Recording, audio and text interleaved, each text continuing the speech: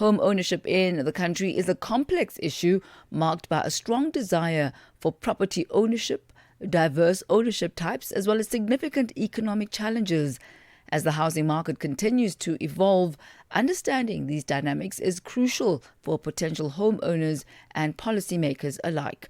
For more on this, we joined this afternoon by Mfundo Mabaso, FNB Head of Home and Structured Lending. A very good afternoon to you, Mfundo. Good to have you with us. Welcome. Thami, thank you very much for having us. So FNB has unlocked home ownership for over 69,000 families through 23.2 billion rand in affordable housing loans. What do these figures say about the progress that's being made in improving access to housing for low to middle income earners in South Africa? And what would you also highlight perhaps as the key factors driving this? Yeah, Thami, I think beyond the numbers for us, it is our ability to offer, housing to customers that would traditionally not be able to get into homes, for them to, raise their families there, have access to a very valuable investment for their families. And for us, it's driven primarily by wanting to do a little bit more for every one of our customers, whether they're in the affordable housing or in the higher end of the market. So constantly trying to innovate and put product offerings that really make a difference in South Africans' lives. And it's absolutely amazing for us to be able to come back here and tell the story of how we've been able to do that for the affordable housing customer base. And I wonder how, given the rising cost of living in the country, the broader economic challenges as well that are being faced, how does affordable housing contribute to economic stability as well as financial inclusion? And maybe if you could also just touch on the role that yourselves as FNB play in stimulating this part of the economy. Yeah, so maybe tell me to break down the numbers a little bit further. If we look at the affordable housing base of customers that got a new home loan and then chose to buy a newly developed property, about 1,100 of them in the last financial year ending June of this year, that resulted in direct job opportunities to the tune of 15,000 job opportunities for those homes that these customers would have bought.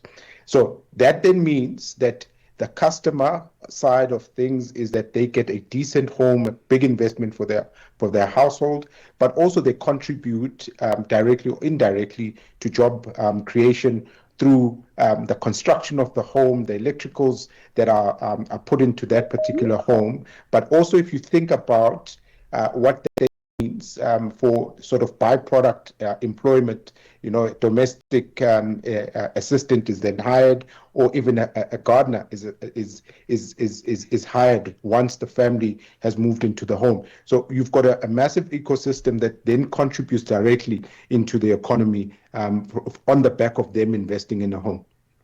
Now, you've pioneered as a bank solutions like the collective buying, first home finance and integrated flips support. And this really all to improve affordability for customers, which you've highlighted is of paramount importance. Can you talk us through how these innovations are transforming the traditional lending models and are actually helping the first-time buyers specifically to be able to enter the property market? Yeah, so Thami, if you think about a first-time home buyer, particularly in the lower end of the market or affordable housing, a constrained affordability. So what we've done is that we've deliberately partnered with government to make sure that we can integrate the help that government brings to the table, as well as the product that the customers is using to buy their property. That helps with one, customer experience and customer efficiency in making sure that the customer doesn't have to go and touch a government office whilst also trying to get a home loan. So we're a one-stop shop for the customer, and that is a massive boost for the customer's affordability, but also to help with efficiencies.